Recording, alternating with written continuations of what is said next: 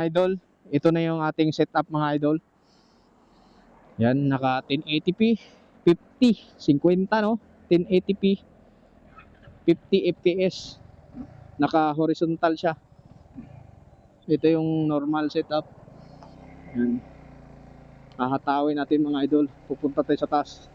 Ganda ng view dito.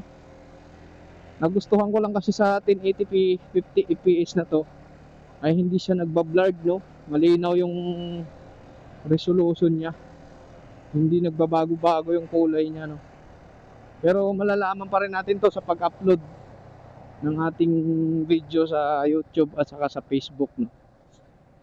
Dalawa ay na-uploadan natin, ay tatlo, TikTok saka Facebook, FB page saka YouTube, no?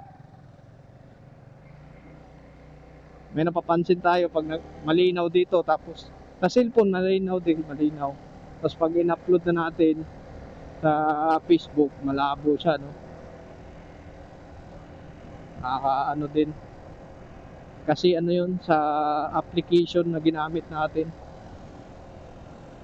Ang gamit ko lang ng application yung sa pag-editing na pag kinakat ko yung, tinitrim ko yung video ay InShot lang o CapCut. Kaso lang ang CapCut kasi may bayad yung HD niya, no? Yung HD, di ba, 1080p, 30 fps, may bayad yun.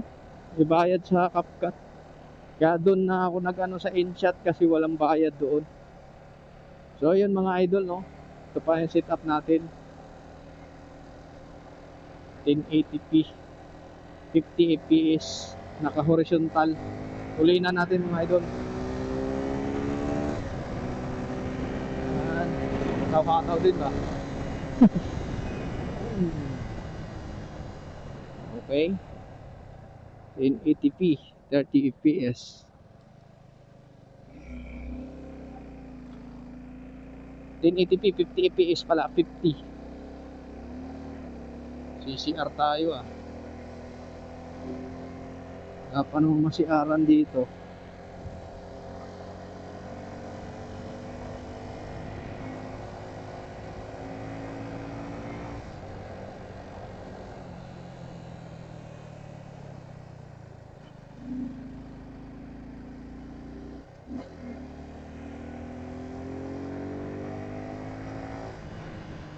Yon mga idol. Nandito lang at babaguhin natin. Vertical naman. Kagaya kanina. Okay.